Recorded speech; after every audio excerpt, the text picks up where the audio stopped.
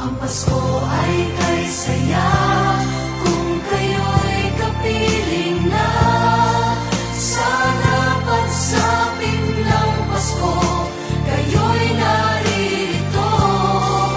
Kahit pa malayo ka, kahit nasaan ka pa, maligayang bati para sa inyo sa araw ng Pasko.